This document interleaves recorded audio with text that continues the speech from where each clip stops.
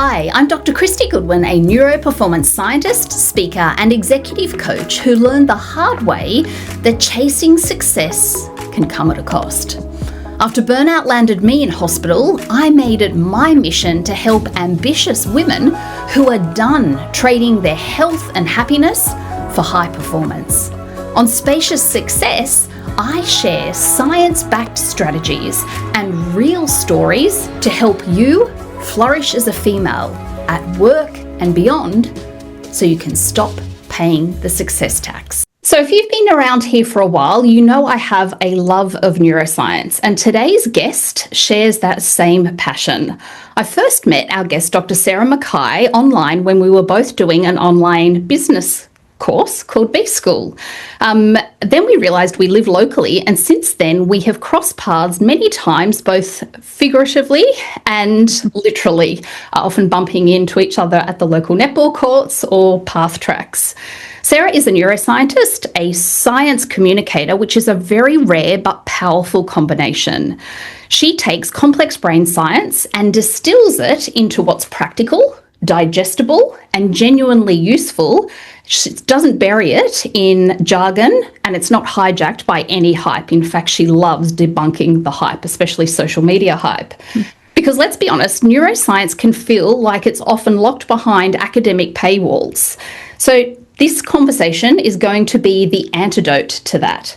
Sarah completed her degrees in neuroscience at the University of Oxford. She moved to Australia for her postdoctoral research, and then she famously hung up her lab coat to focus on science communication.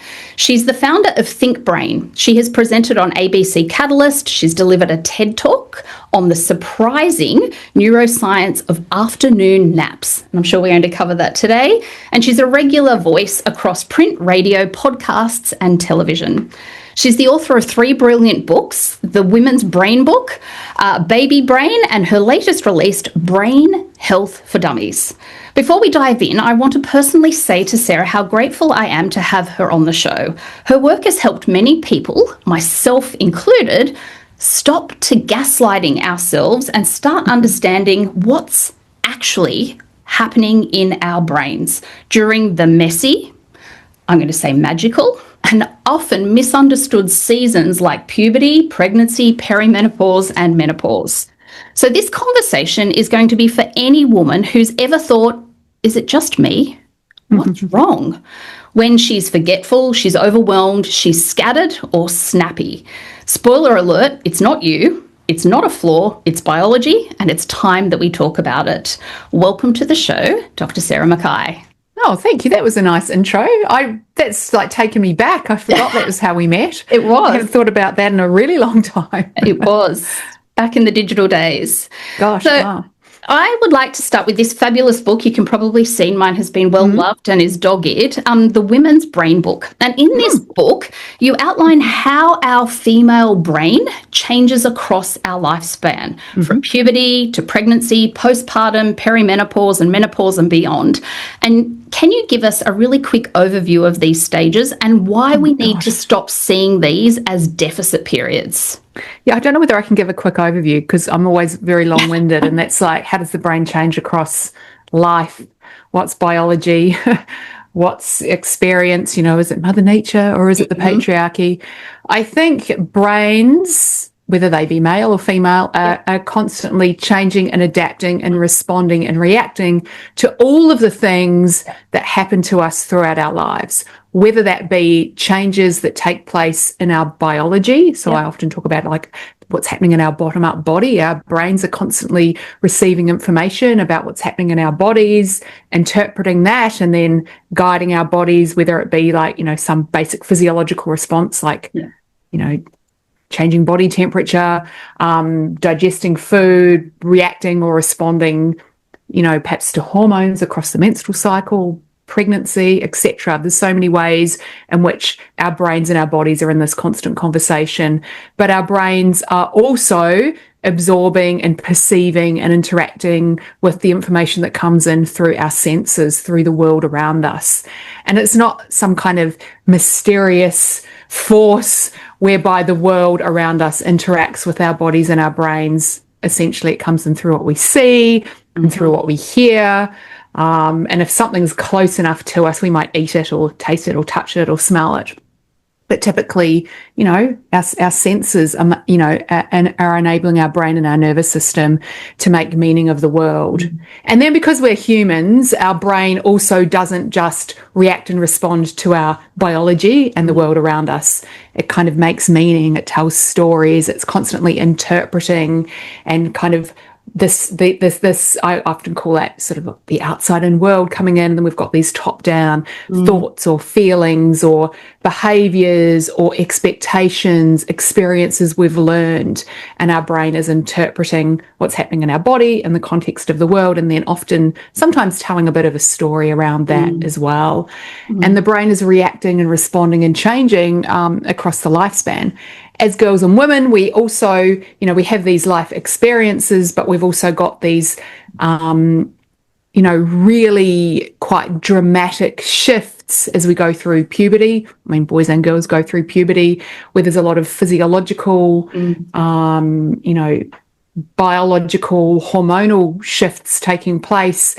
They're always taking place within the social context and the stories we tell ourselves about that. Similarly, with pregnancy, it's a massive biological, physical, hormonal shift as you grow this whole other human. It's also a neurological shift. It's a social shift. You could even say it's like this kind of identity, almost spiritual shift, like everything changes. Yeah. And that, we might see something similar again, although perhaps less well understood at this point, that the shifts that we might see at the end of our reproductive lifespans, which are biological, but they're also social, and there's also some storytelling in there too. So I just like to think of our brains kind of in this complex ecosystem of our bodies, and this complex ecosystem of the world, and adapting and responding and shifting, at every age and life stage. Yeah. And I love that top-down, bottom-up model because it really shows that complex interplay. Like, we are very nuanced and complex as humans. So there's the interplay between the myriad of factors. And I think we sometimes 100%. Take isolated factors and we extrapolate small findings, often from studies, and we suggest that it's a very simple model. So that's a bugbear I have now. Yeah. And I often think people are, I'm coming at it from the perspective of the brain. The brain is making meaning of all of these different signals coming in. Maybe there may be a hierarchy, what matters more or what matters less. But then you might have, like, say, the gut brain people and then the hormone brain people and the poverty brain people and the mobile phone brain people and the CBT people, the psychotherapy people. There's lots of franchises with interests in the brain, and they're kind of, banging their drums saying this is the thing that matters the most. And the brain's going, I'm just like taking on board all of this information and making meaning of it all. And perhaps it depends which algorithm we're locked into on social media or which stories we prefer to tune into and listen to, or who's shouting the loudest maybe. And there's trends, come and go over time around the importance of these factors in shaping and sculpting the brain. And I think that's what's cool about neuroscience. Yes. There's always some new study or new way of thinking and interpreting all of this.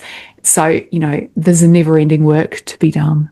Yes. And I'm going to share something you really challenged my thinking on, because that was a prime example of some new insight that challenged what I thought. So we first crossed paths, as I said, when I'd started B school. So my eldest son at the time, doing some computations, was probably maybe 18 months. And I remember one day I was very sleep deprived.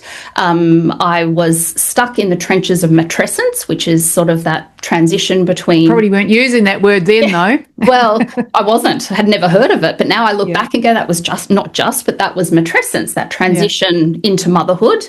I was trying to figure out what I looked like as a working mum. And so there was a whole lot happening. And one day, through various factors, I forgot something really important, and I simply dismissed it as baby brain. And then I heard you mention that baby brain isn't a sign of decline. In fact, that we now know there are some really long-lasting functional upgrades in the maternal brain. Can you explain this, especially about our grey matter volume and our hippocampus? What happens in pregnancy and what improves post-birth? Yeah. So in short, pregnancy doesn't just prepare our bodies or enable our bodies to carry a baby and prepare that body for nurturing that baby, whether we're breastfeeding or not, and looking after that baby once the baby's born and birthing the baby.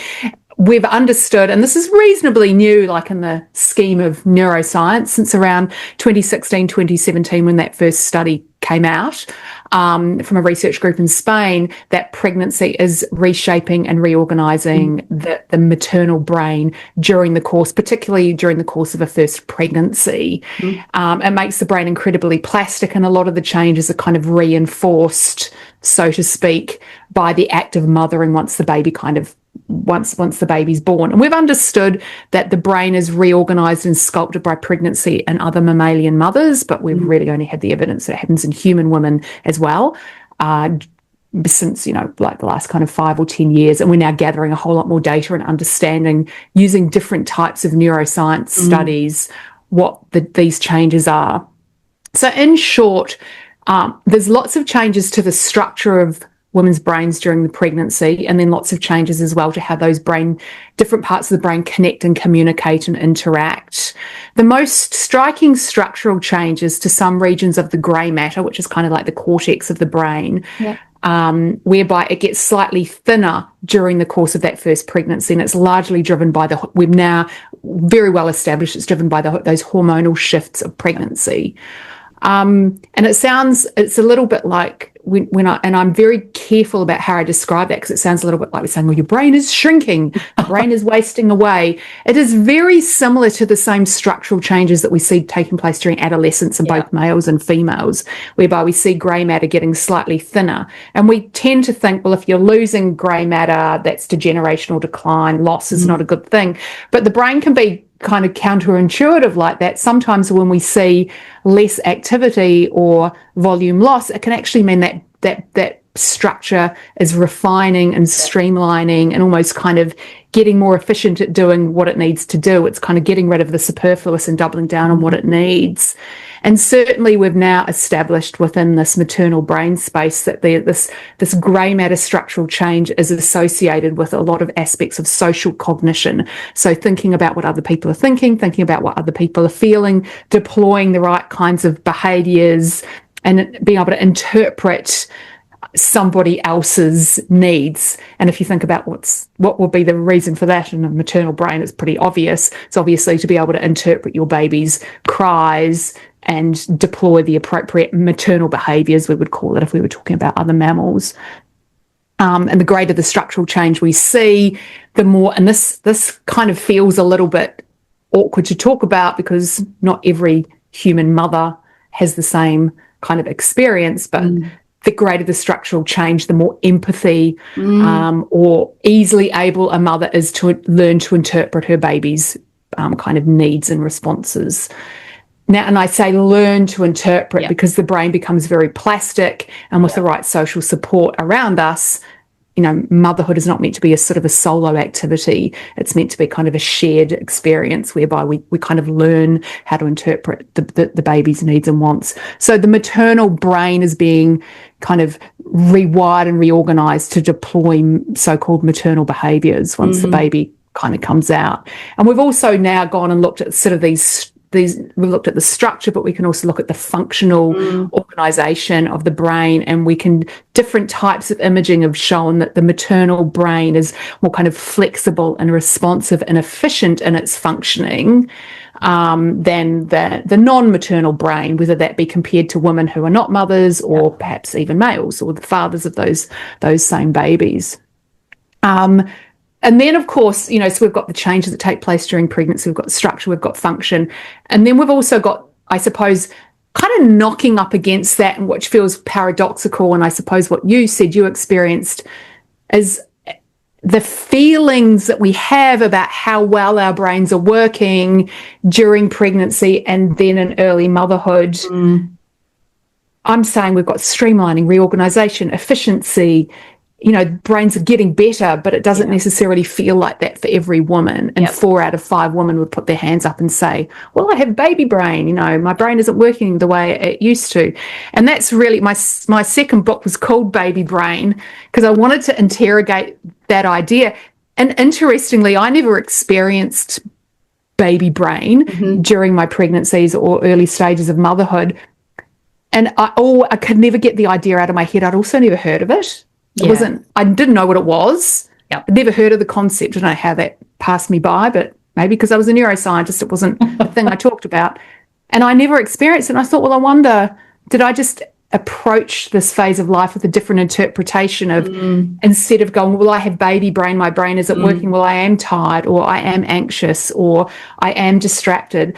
And so the way you want to study pregnancy and motherhood is to do the longitudinal studies where you look at large groups of women before, during, and after pregnancy. And when we do those types of studies, we don't necessarily see cognitive dysfunction or cognitive decline or worse test scores before, during, and after pregnancy, which again bumps up against this idea.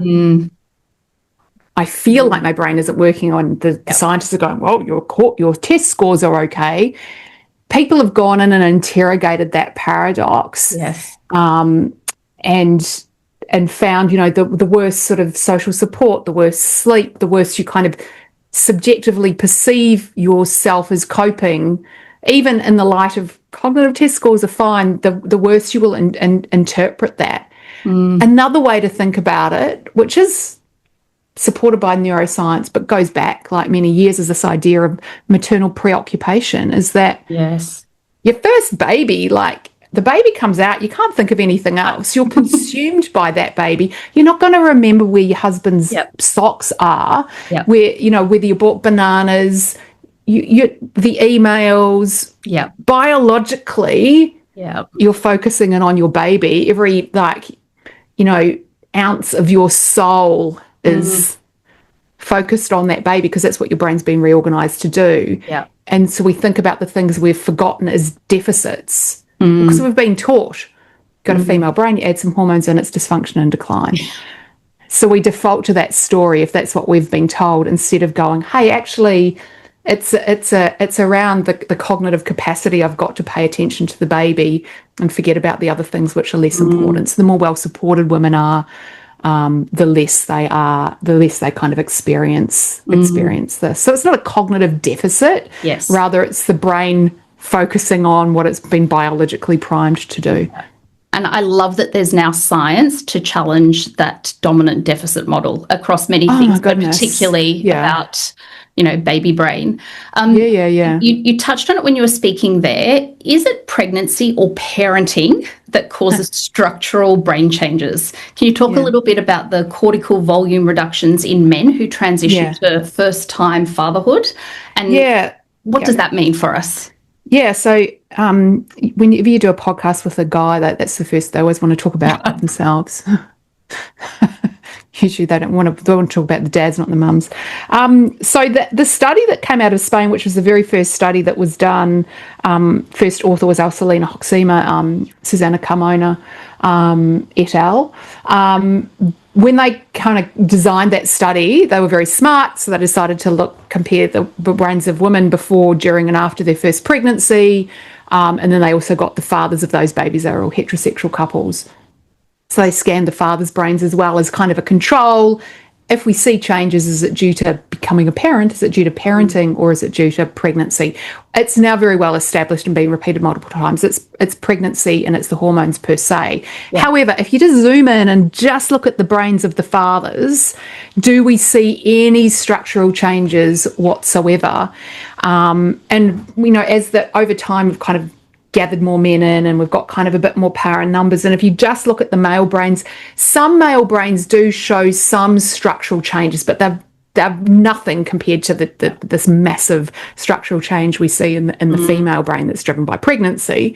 But if you think about fathers, like males can be there for conception only, 10 minutes later never seen again, or they could be the primary caregiver, and the the men's brains who changed the most while they were parenting were those, I hate that term, hands-on dads, but the more they parented, the more sort of reorganisation was seen in their brains. But I mean, if they were playing a lot of golf, we would see their brain. So it's more about what they are doing versus they become a parent, their brain sort of magically reorganises. It's about the experience that they're having and deploying that we see versus it being driven.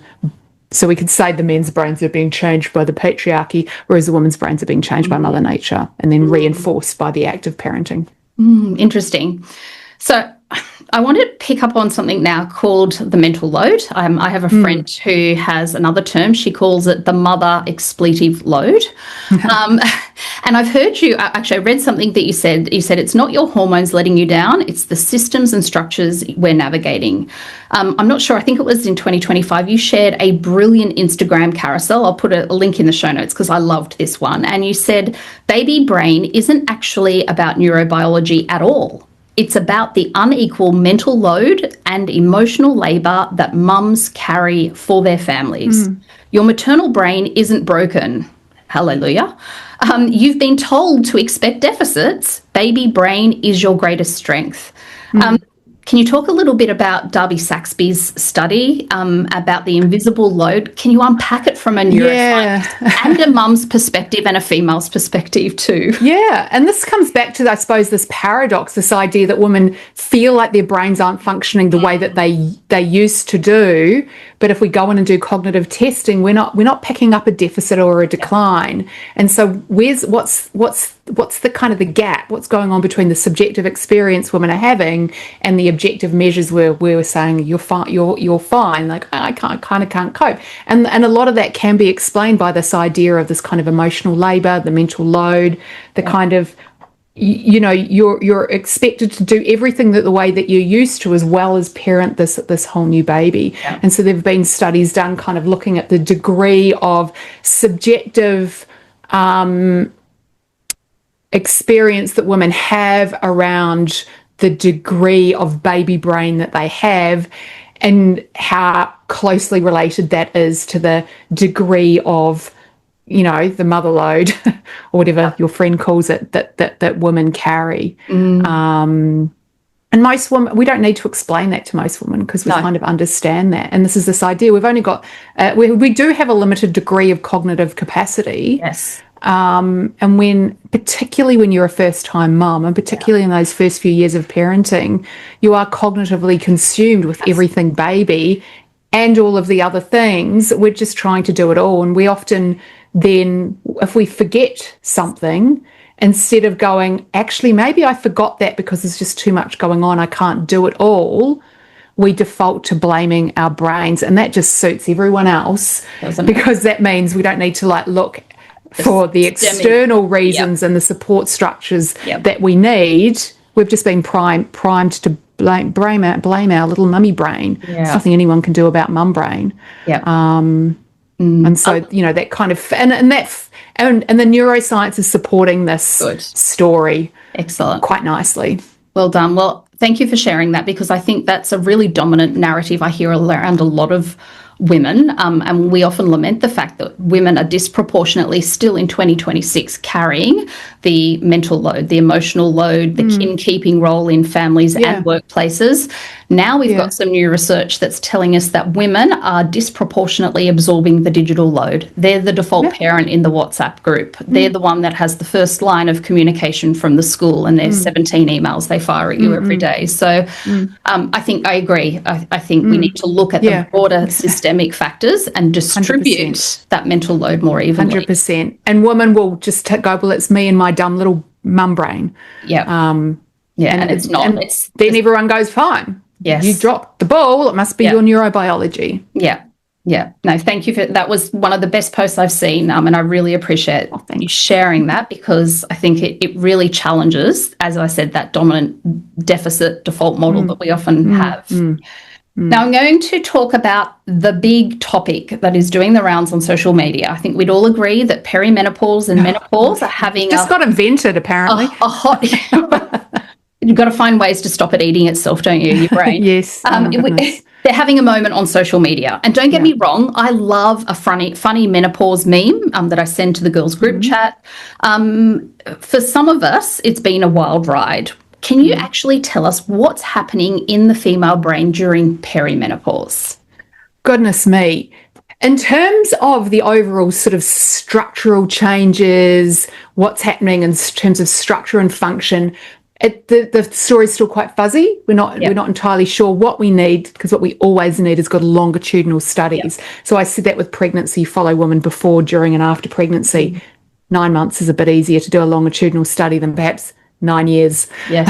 If we're looking at following groups of women from their 30s, 40s and 50s. So it's taking a while for some of the good, solid ways of doing science to mature. So in terms of what we do know, and I'll try not to be too long-winded here, as our hormones from our ovaries sort of start to fluctuate, and we've had that ovarian brain conversation going on, you know, all through our reproductive lives, whether that be through pregnancies, menstrual cycles, etc., that as the hormones sort of start to roller coaster, our brain adapts and reacts and responds to that.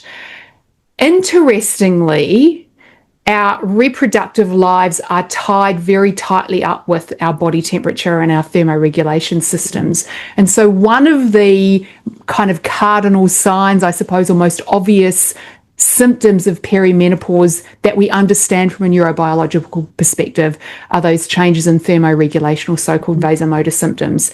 As our ovarian hormones start to fluctuate wildly, our brain reacts and responds by becoming very, very super sensitive to changes in our core body temperature. So it's almost like the thermostat in our brain gets very narrow, and our body temperature doesn't have to fluctuate much for our brain to perceive that as kind of like panic stations. Instead of it just being, I'm just slightly hot, you know, my body temperature is warming up, our brain goes, panic stations, we must rapidly cool ourselves down as quickly as possible.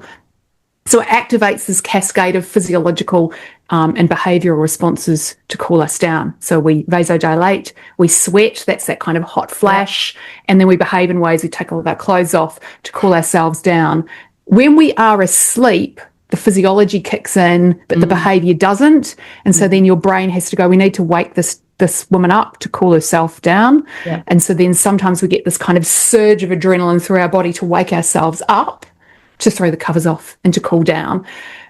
So that's a reasonably well-established kind of, we understand that quite well. Left untreated, those vasomotor symptoms in many women can kind of last for years and years and years. And for a while, I always used to go, why doesn't the brain adapt and respond more quickly? Why can't we just have like a month of vasomotor symptoms, go through menopause, we're fine? Well, our body temperature is so tightly controlled and intertwined with our reproductive lives. And if we think about what drives kind of, you know, evolution, it's like adaptive changes for reproduction. So post our reproductive lives, we've not really, it doesn't matter whether the postmenopausal female is hot or cold or whatever, she's already reproduced probably. So there's no kind of evolutionary drive to be not hot post-menopause, if that makes sense. So that's why it perhaps carries on for so long.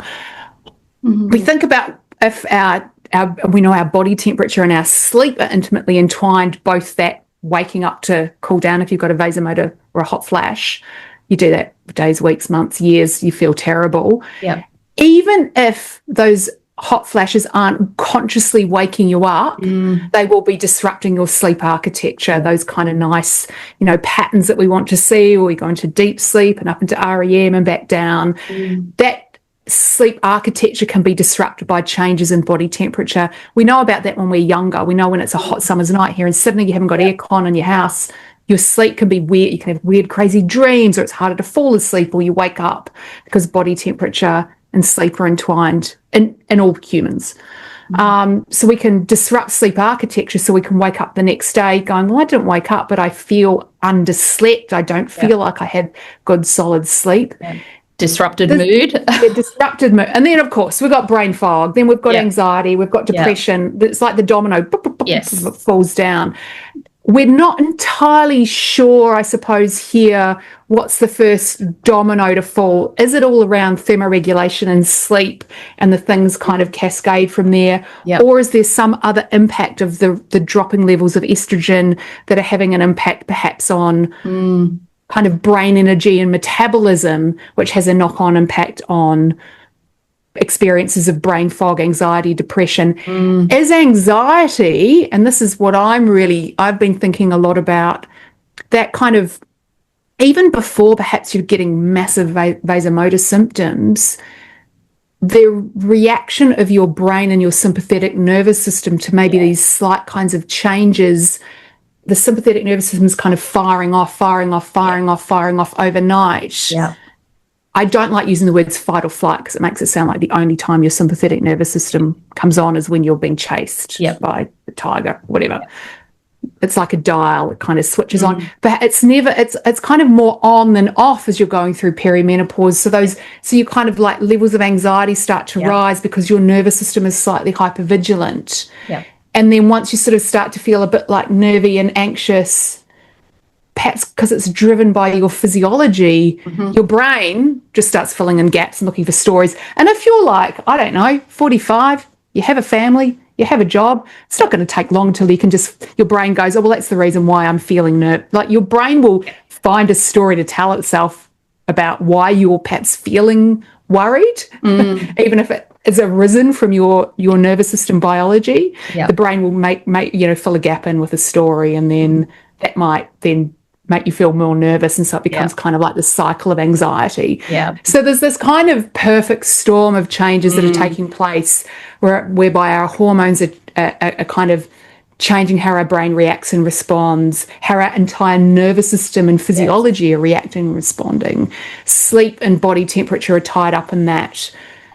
The direct impact of estrogen changing in terms of brain metabolism, neuron metabolism, that story's a little less clear in terms of the structural changes we're seeing taking place, from your 30s to your 60s, say, what's happening in your 40s and 50s as you're going through perimenopause and into menopause. It's very unclear. Some studies are saying, it looks like maybe we're seeing a few changes in grey matter structure here and there. Other studies are saying we're not seeing anything. I think it is very hard when we're looking at a reproductive change like perimenopause into menopause, which could be 10 years, right?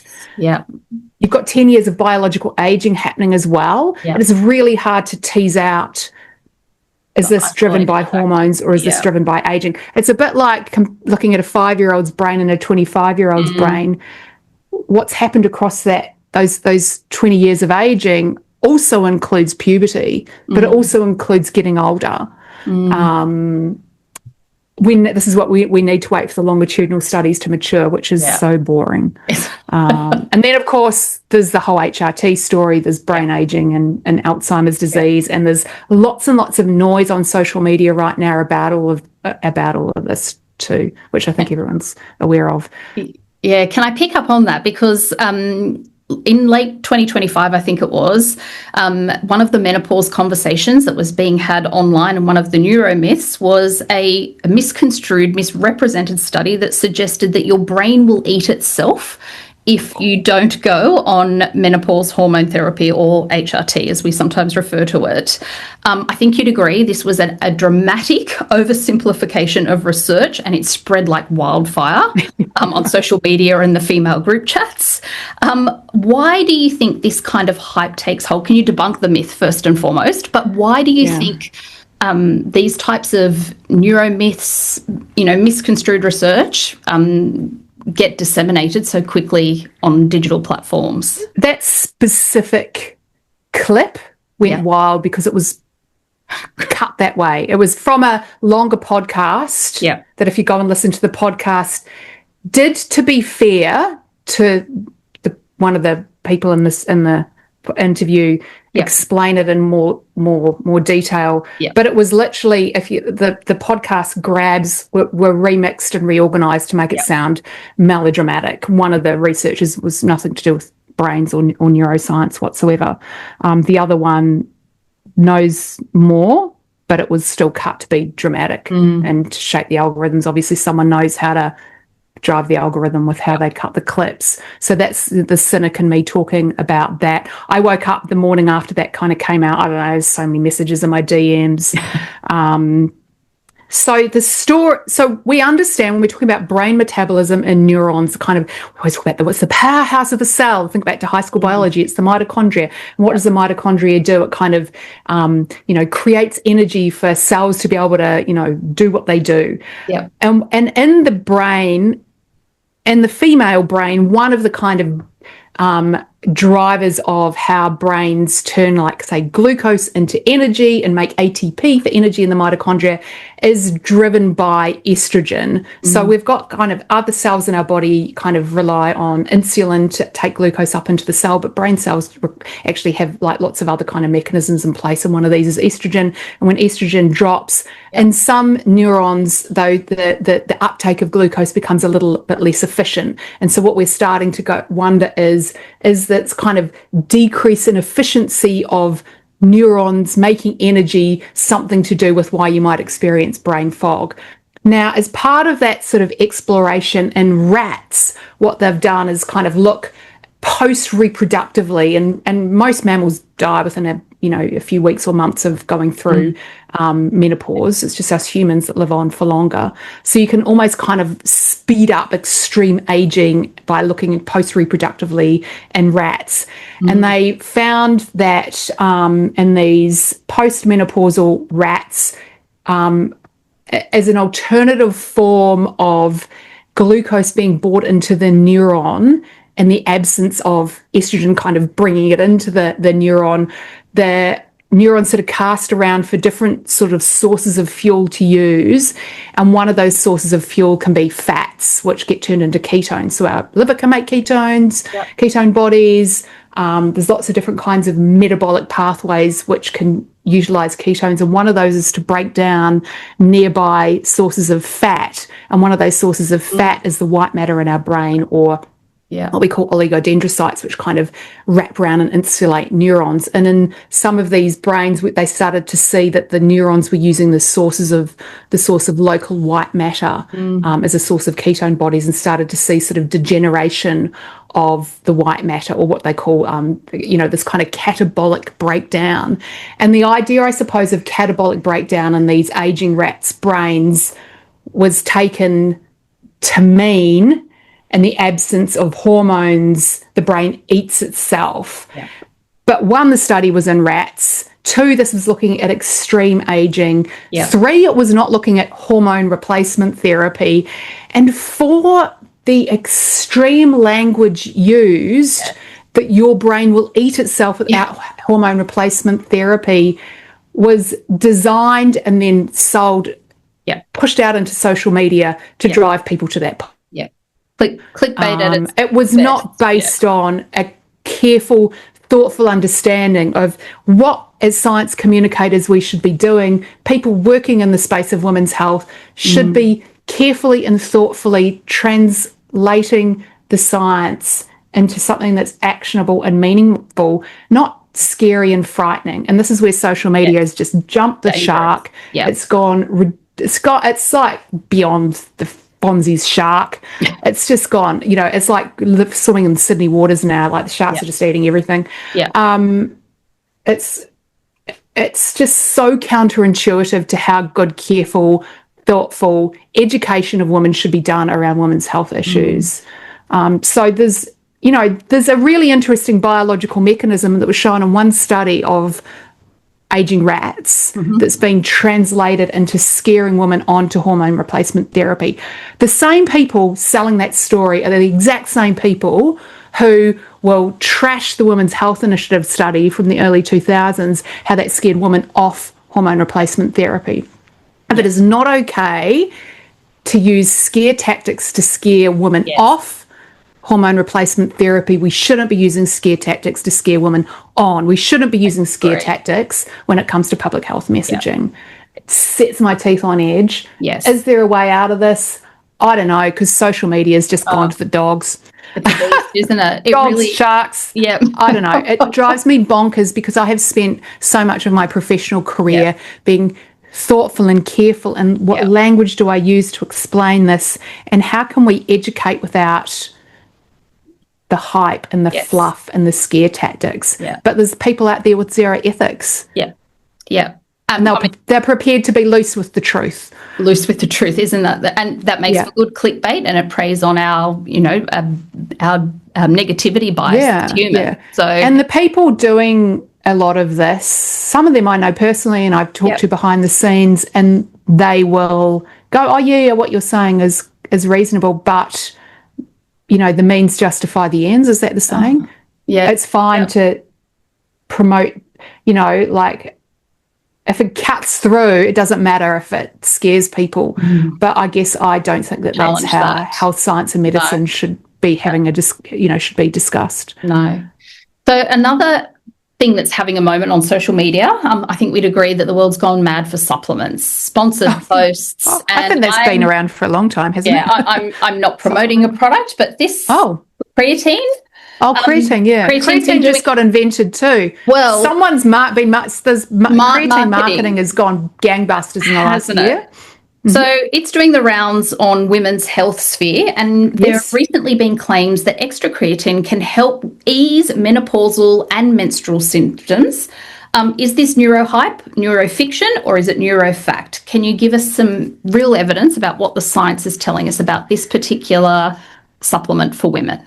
Yeah, there's a few studies specifically looking at the role of creatine and outcomes in terms of, say, cognition, how brains are functioning, recovery from sleep. If I'm just looking at the brain perspective, it's pretty well established and understood around muscle growth, which is not my jam. I don't really know much about it.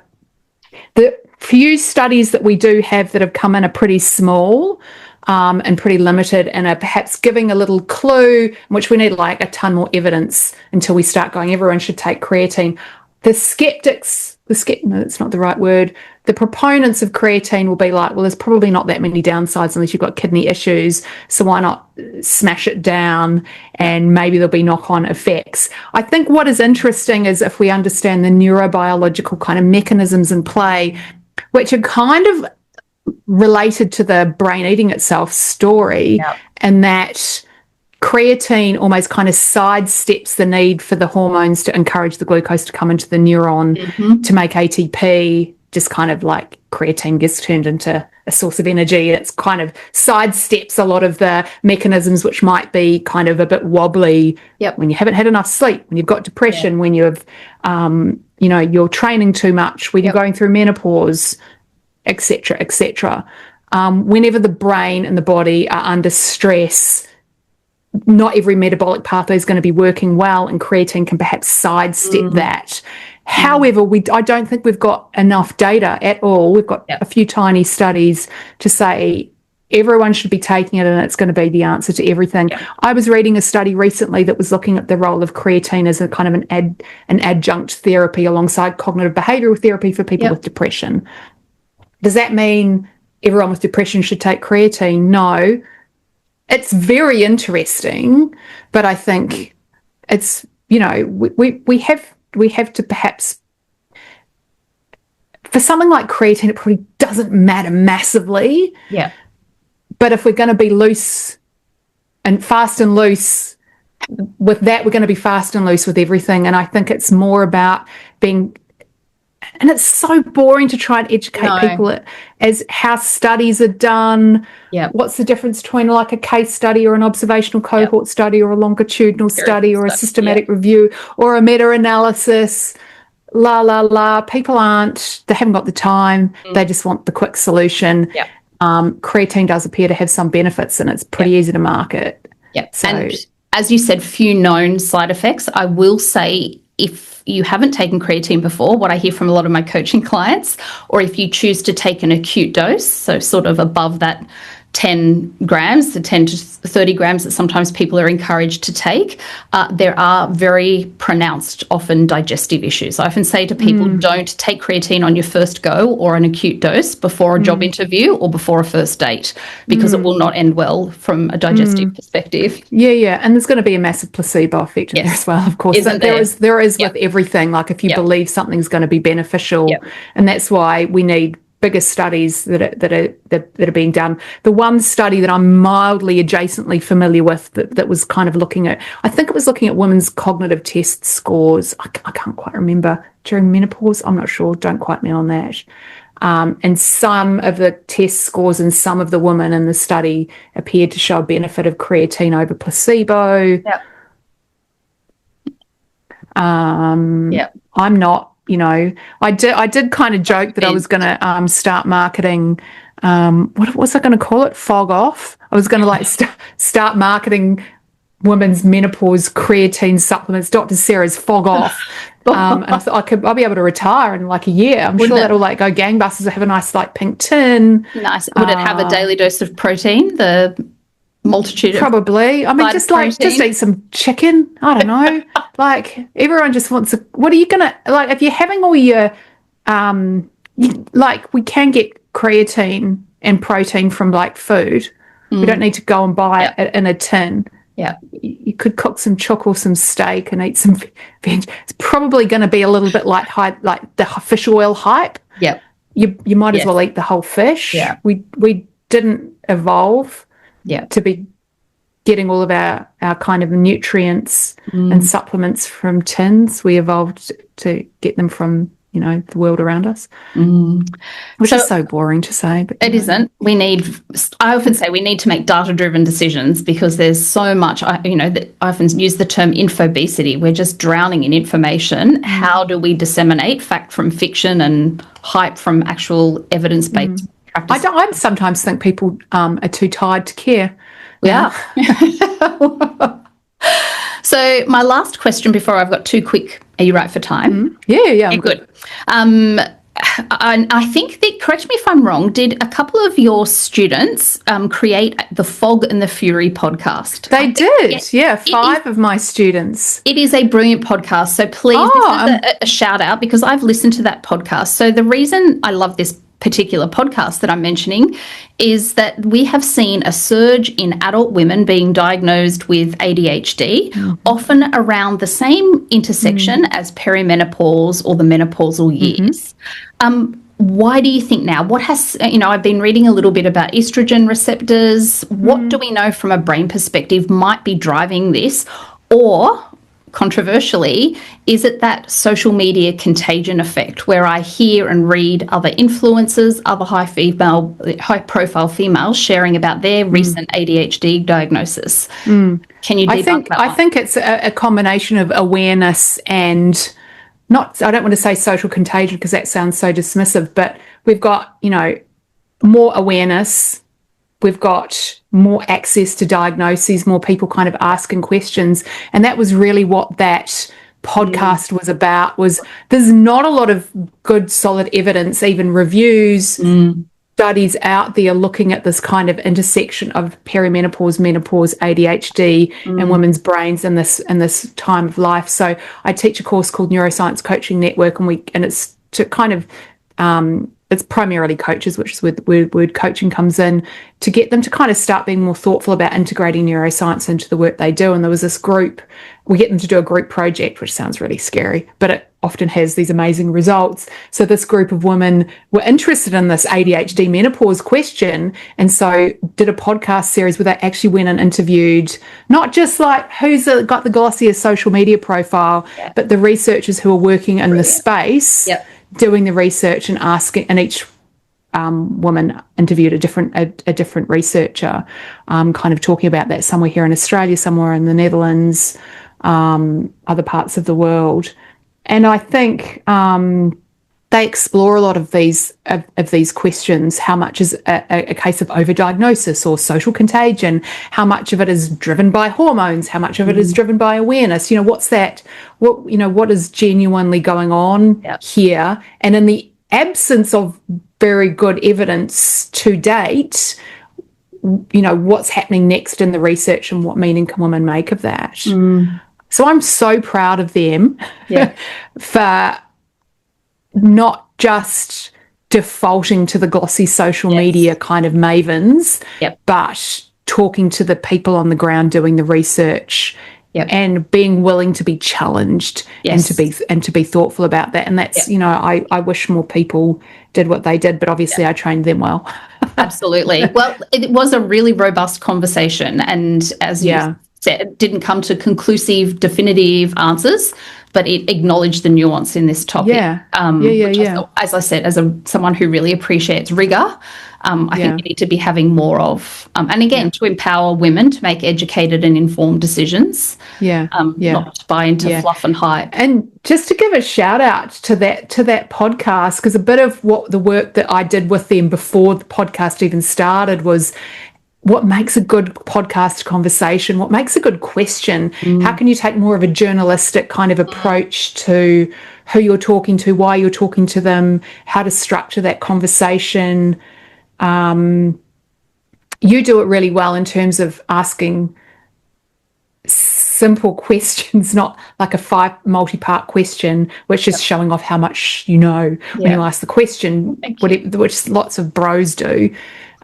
So we also worked on how to interview someone well and how to define the topic of a podcast episode, and I think that came through. Well, we just need to, you know, work on marketing and getting it out there. Listeners, well, hopefully this shout out will help spread that podcast far and wide. My 2 rapid fire questions to close out. I've heard you, actually, I know I read you right, that midlife women are cognitively capable with deep experience and wisdom to share. We all know this. And I loved that because I think it, again, challenges that dominant narrative that when we go through menopause or midlife, we're adopting this deficit model. Well, we start at puberty with the deficit model when it comes to girls and women. And then every month, you know, and then every pregnancy and So I love the matriarchal brain that you talk about. If you could redesign how society would support women during midlife, in that midlife transition, what would that look like? What are some pragmatic things structurally that we could do to make it more of a positive transition for women?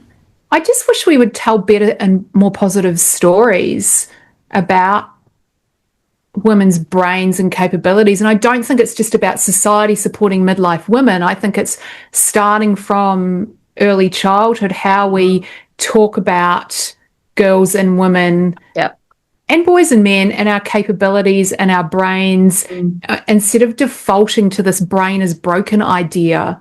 And I say brain functions in a complex ecosystem of a body and a complex ecosystem of a world. And when something perhaps isn't going the way that we want it to, or it's depressed, or it's foggy, or it's cognitively impaired, or whatever, we tend to default to the brain being broken narrative. And we've absorbed that into our bones. And I there's so many things that we could do structurally, but I think the storytelling is an important component of that, because our brains are making meaning of that. It's almost like its own placebo or nocebo effect, the stories that we absorb. And that's what I try to do in all my work. And I have a very strong optimism bias anyway, that let's just tell some good stories. And so a couple of my posts on my social media that have gone gangbusters in the last year or so have been about the upsides and the benefits of aging brains, or having a brain. I turned 50 last year, having a brain that's 50. People are so tired of hearing about the downsides and the negative stories and the catastrophes. Sure, awareness raising, advocacy, lobbying, whatever, knock yourselves out. But like, I want some upsides too. Well done. And thank you for being that catalyst for a more positive conversation in this space. Appreciated. My last question is, this podcast is called Spacious Success, and you alluded to a little bit earlier about the superstorm that women are undergoing.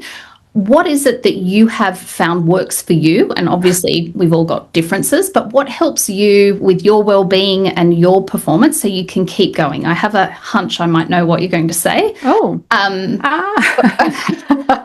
is it that you do that really helps you prioritize your well-being, acknowledging that everybody's different, but I'd love to hear what has worked for you. Well, I'm very fortunate in that I run my own business and I work for myself. So, I just had an out of office on from the 6th of December to the 20th of January. So not many people are in the position to be able to do that. So I literally create space for myself. I try not to take things too seriously. I actively, especially last year, like me and my husband a couple of years ago, we had a dog that died and we got a new puppy straight away. And we were sort of sitting there bemoaning the good old days when our boys were little and the puppy was little, and and then we were like, what, today is still the good old days. Right now is a good old day in the future.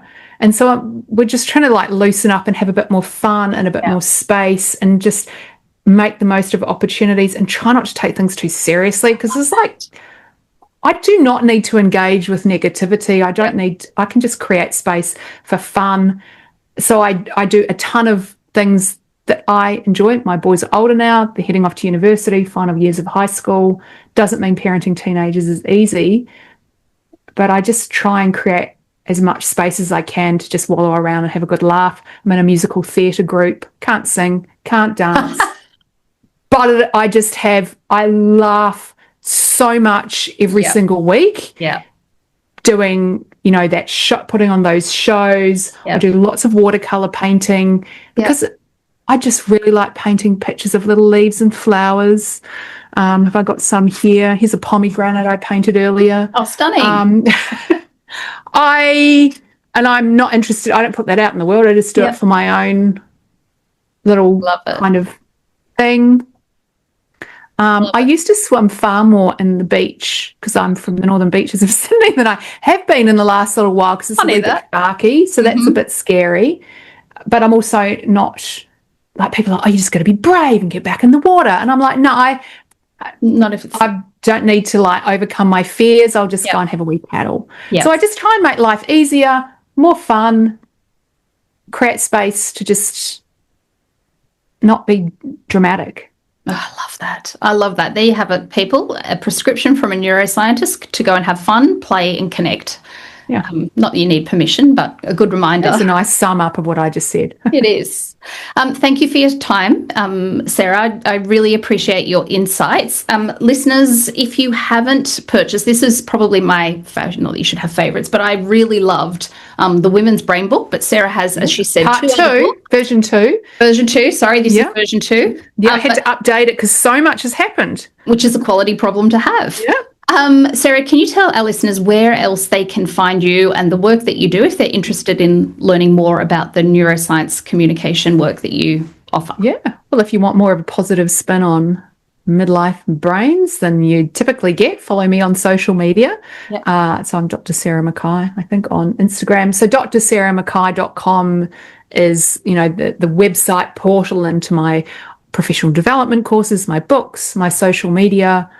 Follow along. Awesome. And a huge shout newsletters, etc., etc. Yes. Yep. 2 shout outs there. Sarah's newsletter, I love. Really tangible little paragraphs with links to studies or articles or podcasts that are pertinent. Written by my PhD neuroscience team, not by AI. Well done. We are proudly AI free in our newsletter.